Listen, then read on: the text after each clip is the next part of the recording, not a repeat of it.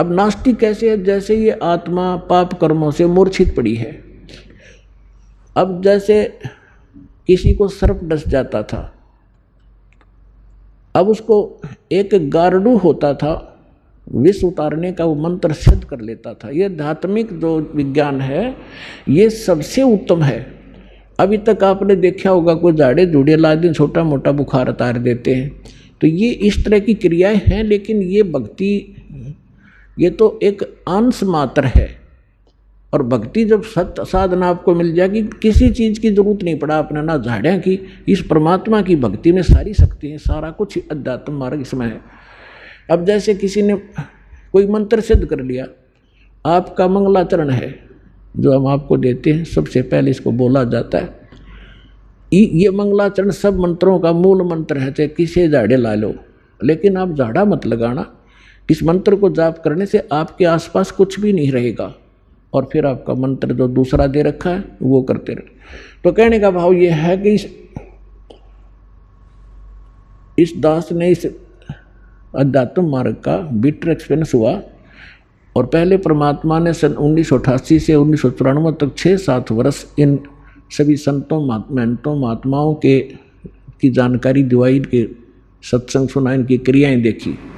तो सुनने को मिला कि गरीबदास जी संत था, उसने गरीबदास जी के ग्रंथ में एक शब्द है, घट ही अंदर गारड़ू धोखे मर गईया, सार शब्द चीन्या नहीं और कोई भेद ना लैया। ये 5-7 लाइन है, उसने उसको सिद्ध कर लिया 1000 बार 2000 बार पढ़ के।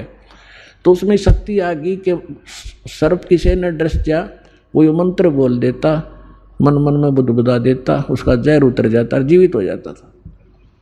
वो उसी से प्रभु पा के गया, संत को आ गया। और हम इस वाणी ने रोज पढ़ना तो या आत्मा के सारे जहर तार देगी। जैसे गारडू अपना मंत्र बोलता है और जिसको सर्प डस गया, मूर्छित पड़ा है, वो ना उस मंत्र को सुन रहा है ना समझ रहा है, लेकिन वो मंत्र अपना काम कर रहा है। उसने उस विष को उतार दिया, विष उतरते ही वो चेतन हो गया, जीवित हो गया, मूर्छा उसकी खत्म हुई, तो अपना सुचारू काम करने लग गया।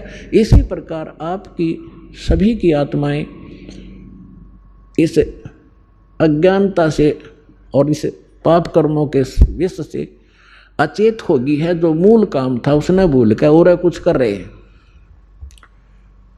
तो ये वाणी जो आपको दी जा रही है, ये सारे विश्व में फैलेगी और सब पर प्रभाव डलेगा। चाहे कोई ना सुन रहा है, ना समझना चाहता है, घर में चले है और सदस्य नाम नहीं ले रखा, कुछ दिनों में देख लेना वह भी नाम लेंगे, क्योंकि उनके वो विष उतर जाएगा, जो पाप कर्मों का उनका धीरे धीरे कम होगा और वो फिर उनमें एकदम प्रेरणा बनेगी। अब जैसे खेत में हमने देखा ये ट्रैक्टर वाले ऊंचे शोर में ऐसी बेहुदी भजन गाने रागनी वो गाते हैं, ट्रैक्टर चलाते हैं, और वहाँ पर भगवान के भक्त अपना कान में लीड ला के और कोई मंत्र सुन रहा होगा या कोई शब्द सुनेगा, ट्रैक्टर चलाते चलाते नित्यनेम कर रहा होगा और सुन रहा होगा, मजदूरी करते करते भी आप ये कर रहे होगे। और ऐसे भक्त का बोया हुआ बीज भी जो भी आम समाज खावेगा उसको भी प्रभाव डालेगा।